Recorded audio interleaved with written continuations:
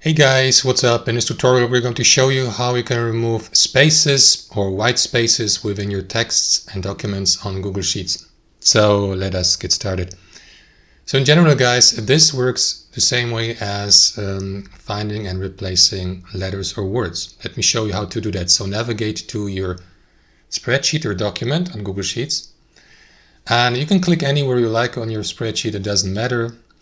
If you want, you can, for example, click into this button in the top left to highlight the entire document. It doesn't matter actually. So what you need to do is click into Edit here at the top and select the Find and Replace tool. You may also use the shortcut Ctrl-H or Command-H if you're using a Mac.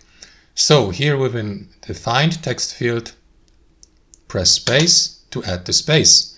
If you want to remove, for example, single spaces, if you have longer spaces like double, triple, and so on and so forth, then in this case you would need to press space accordingly twice or 3 times.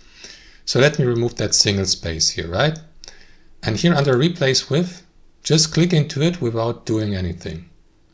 And then click into Replace All and click into Done. And as you can see, these single spaces have been removed for the entire text on the entire document, right?